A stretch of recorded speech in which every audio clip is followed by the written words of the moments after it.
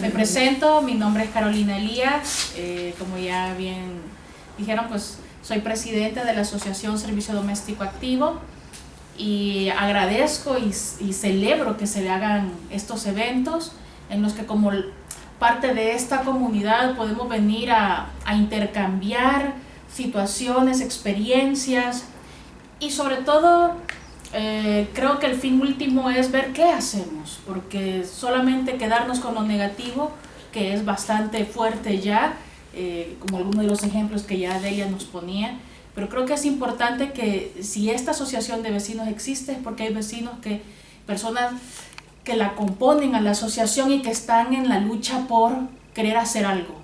Primero, reflexionar, que es lo que vamos a hacer lo que estamos haciendo ya en esta tarde, reflexionar y sobre todo trazarnos estrategias, establecer alianzas, que creo que es lo más importante.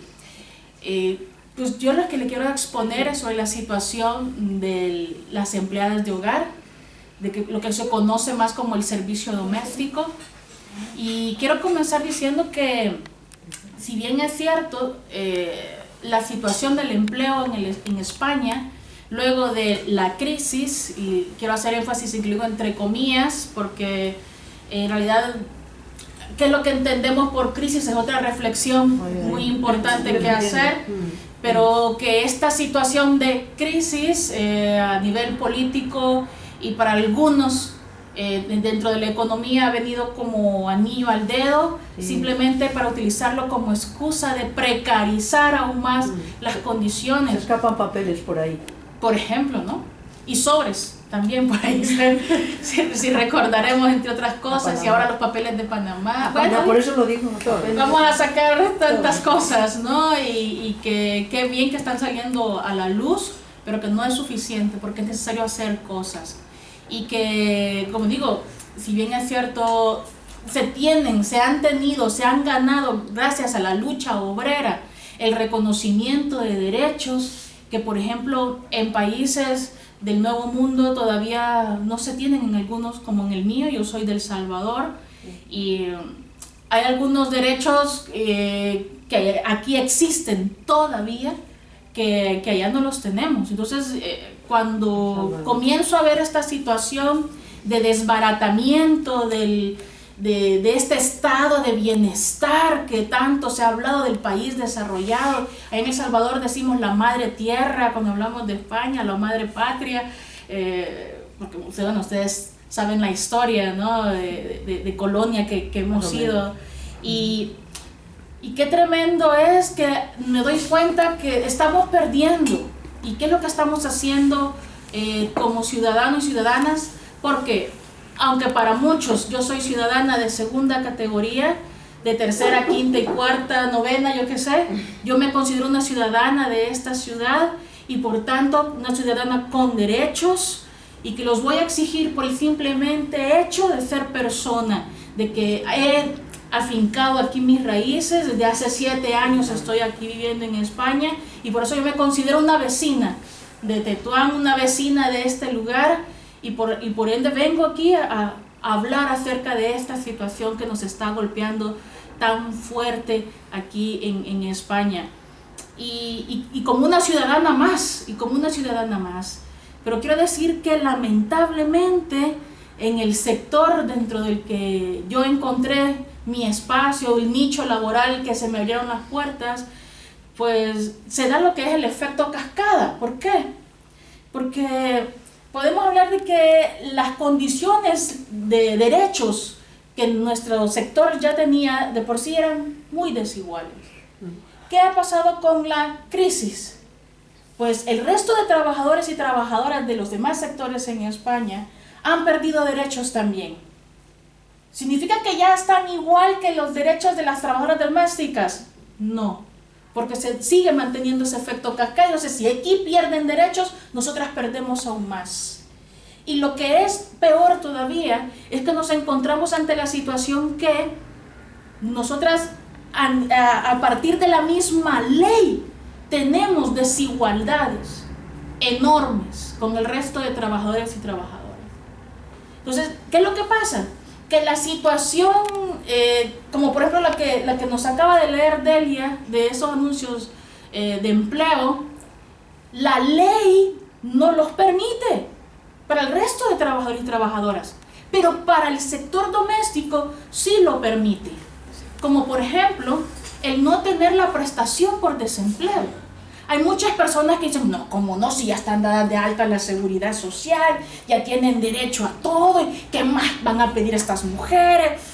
Pues no, la misma ley nos está discriminando porque no tenemos derecho a la prestación por desempleo. Número 2, en el servicio doméstico, dentro de su normativa, está regulado un tipo de despido que no existe en ningún otro sector, que es el despido por desistimiento. ¿Qué significa esto? El despido por desistimiento es aquel en el que el empleador dice, pues ya no quiero tener a esta mujer trabajando aquí. ¿Ha cometido algún error? ¿Ha fallado en algo de lo que la ley del Estatuto de los Trabajadores señala para un despido disciplinario? No, simplemente es que ya no quiero tener a esta persona y yo qué sé, cualquier motivo, le picó un zancudo, lo que sea, y ya deciden que no tener a esta persona. ¿Y sabe qué es lo que pasa? O sea, no tiene que haber una causa objetiva para que yo pueda realizar ese despido. Y la despido y ya. ¿Y qué es lo que pasa? Solamente, para colmo, es un despido tan abaratado porque solamente tiene derecho a 12 días de salario por año trabajado en concepto de indemnización.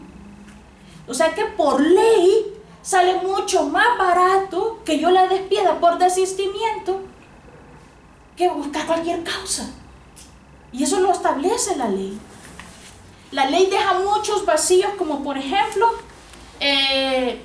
justamente hablaba con una de mis compañeras que de CEDUAC me acompañan en esta tarde, y es con respecto a las pagas. La ley señala que son 14 pagas al año. Para todos los trabajadores y trabajadoras así es. En el empleo doméstico hay 14 pagas completas, únicamente cuando el salario que se está pagando es el salario mínimo de los 650 y algo que es ahora.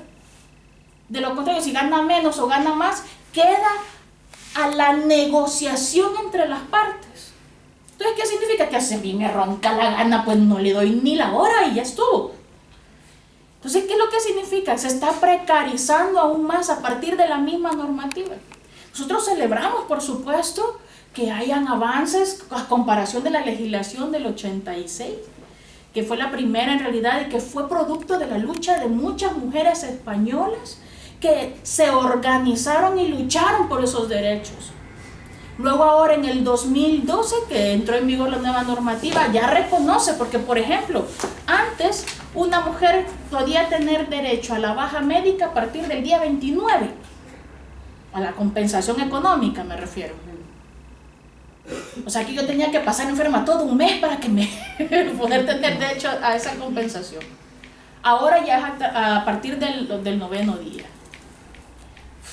Ya es un avance, ya se tiene derecho a la prestación por baja por maternidad, cosa que antes no había, pero no es suficiente esta normativa.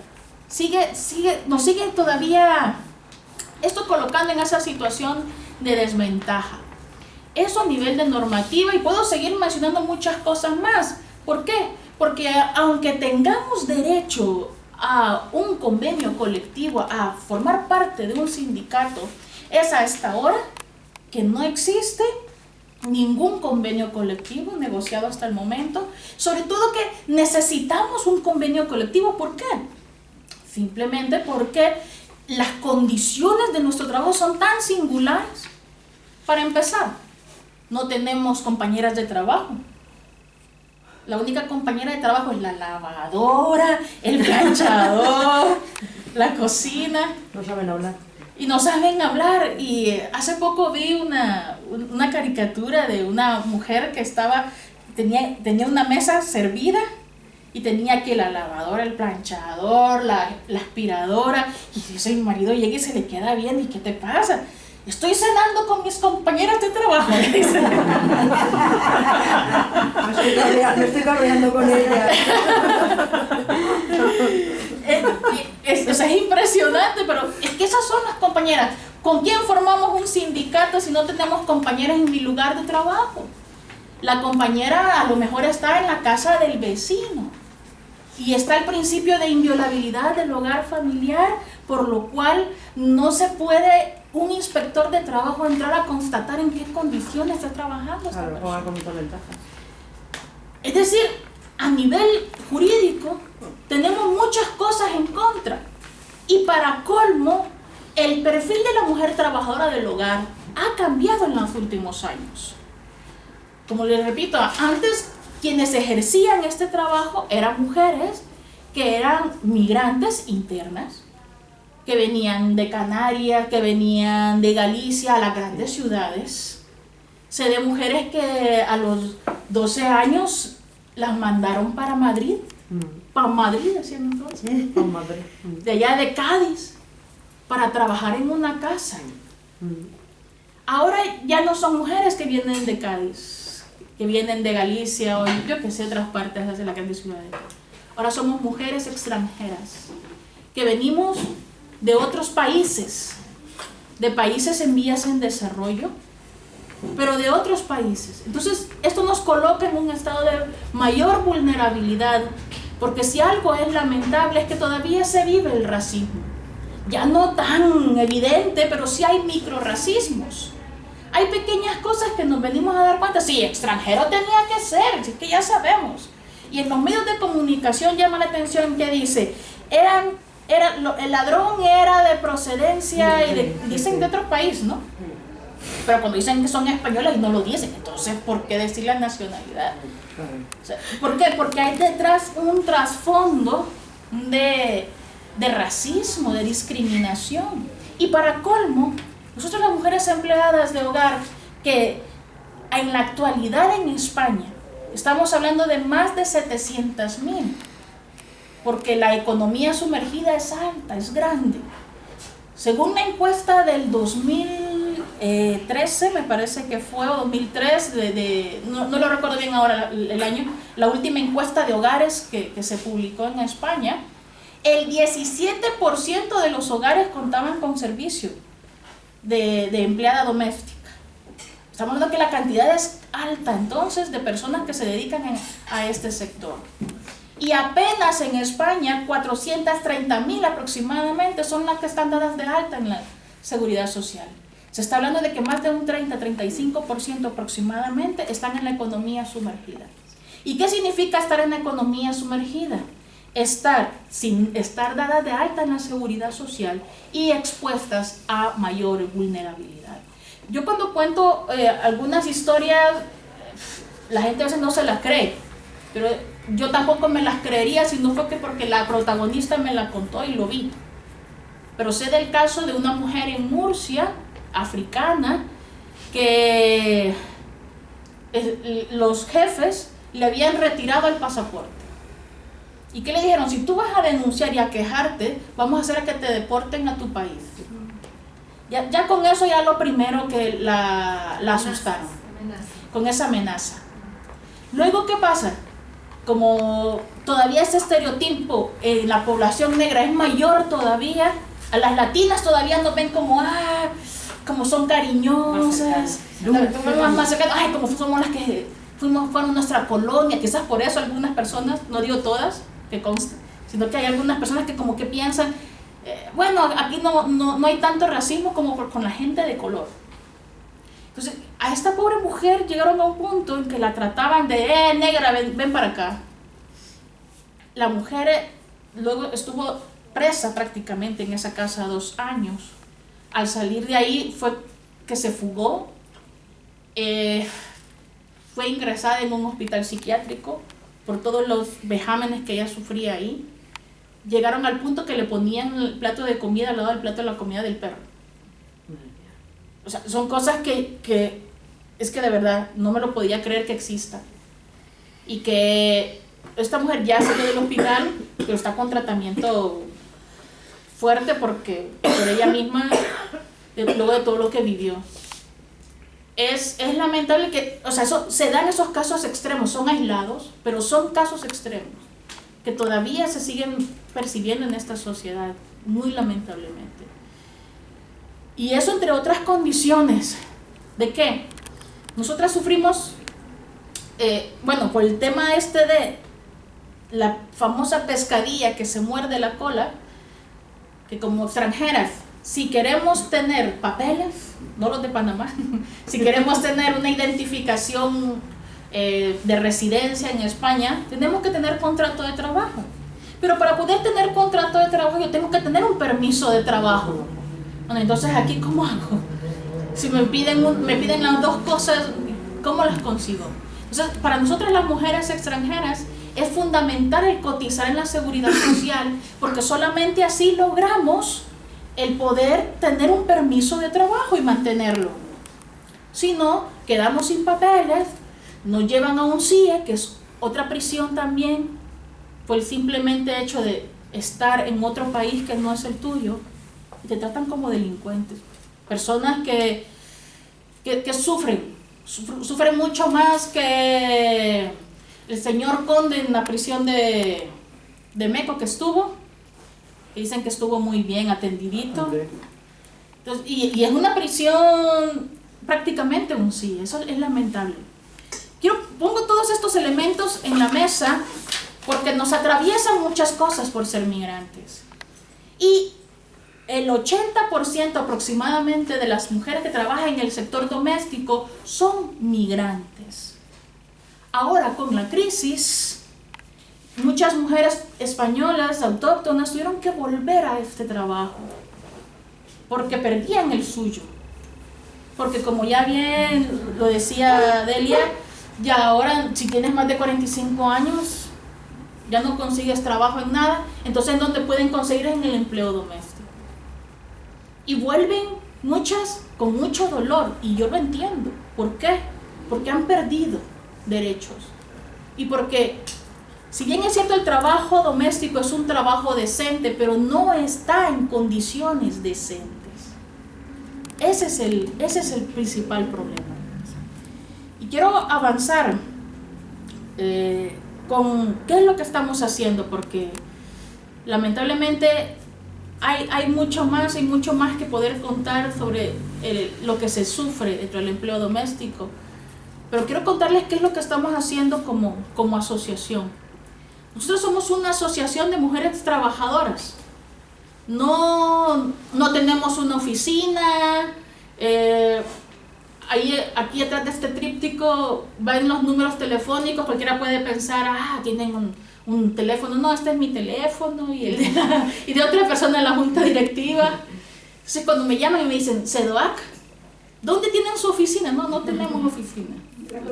La oficina la llevo yo en mi espalda con mis compañeras. Somos mujeres que trabajamos prácticamente con las uñas, decimos. ¿Por qué? Porque estamos convencidas de que a pesar de la enorme desigualdad y discriminación en la que nos encontramos, precariedad en la que nos encontramos, no nos podemos quedar así. Tenemos que hacer algo para cambiar nuestra situación. Y una de las claves para nosotras ha sido el asociacionismo. Por eso felicito la realización de estas jornadas por parte de las asociaciones de vecinos, porque la mejor forma de intentar hacer cambios es uniéndonos para hacerlo, uniéndonos para cambiar nuestras realidades. Entonces estamos conscientes que es necesario hacerlo. Por eso nosotras tenemos 4 líneas principales de trabajo. La primera es el empoderamiento. Creemos que las mujeres deben de informarse y conocer cuáles son sus derechos. Muchas no lo saben y le entregan al jefe su pasaporte porque ellas están haciendo lo que les están diciendo. Hay gente que se aprovecha de esto, del desconocimiento. Y quiero decir que el perfil de las mujeres trabajadoras, muchos piensan de que son gente del campo, de allá olvidado de sus países. Quiero decirles que no, somos mujeres con formación, pero que muchas veces vienen con problemas de autoestima tan fuertes y de miedo y de temor, que eso gana. Y yo soy un ejemplo. ¿Por qué? Yo vine a España para estudiar un máster en igualdad de género. Luego vi la posibilidad de hacer un doctorado, pero claro, ya se me había acabado la beca, ya tenía que hacer con mis recursos, y yo como abogada salvadoreña homologar mi título aquí es Esa es otra charla, ¿no? Es otra jornada de reflexión que habremos que hacer. Y el único nicho laboral donde encontré para poder sobrevivir es el empleo doméstico. Y como yo, hay muchas otras mujeres que también tienen formación académica. Y esto no se aleja de la realidad de la juventud española, que está sobrecualificada, que cumple con todos los requisitos de las ofertas de empleo y que vemos que no, lo que ofrecen es nada, y entonces buscan oportunidades laborales fuera y se vuelven migrantes también. O sea, que es impresionante cómo se está viviendo esto. Que los jóvenes de hoy sobrecualificados o están detrás de una barra de un bar trabajando, o en hostelería, o en lo que se pueda, o en empleo doméstico, aún teniendo los títulos que tengamos. Si para los españoles y españolas es así, para los extranjeros es igual, o peor, porque tenemos que luchar contra estereotipos y muchas cosas más. Entonces consideramos que el empoderamiento, el conocer las leyes es fundamental para nosotras, el estar debidamente informadas, para que no se aprovechen de nosotras. Nuestra segunda área de trabajo es la incidencia política. ¿Por qué consideramos que es importante llegar a la gente que nos representa en los sitios de toma de decisión? Nosotros hemos tenido reuniones con los partidos políticos que han querido reunirse con nosotros. Ojo, porque no todo el mundo se quiere reunir con unas empleadas de hogar que no representan votos. Lamentablemente es así. Los políticos lo primero que andan viendo muchas veces, no todos, hay excepciones, pero lo que andan viendo es cuántos votos me representa esta gente, y entonces vamos a ver si nos sentamos. Pero cuando ya estamos hablando de derechos, de igualdad, cuando hablamos de cosas de trátenme como persona, para muchos políticos dicen, pues aquí ya no nos metamos. Entonces hemos organizado foros políticos para las anteriores elecciones, en las que sentamos a varios políticos, a los que aceptaron llegar. Invitamos a todos, señores. Y bueno, llegaron unos cuantos, pero a los que llegaron les hemos sacado el compromiso. Y es por eso que hemos logrado, a través del compromiso con algunos partidos políticos, a presentar una proposición no de ley en el Congreso el pasado 15 de marzo, para que se ratifique el convenio 189 de la OIT sobre trabajo decente para las trabajadoras domésticas. Si se ratifica, España, si ratifica este convenio, el cual el gobierno, aún en funciones, dijo que no era necesario ratificarlo, porque decía que la ley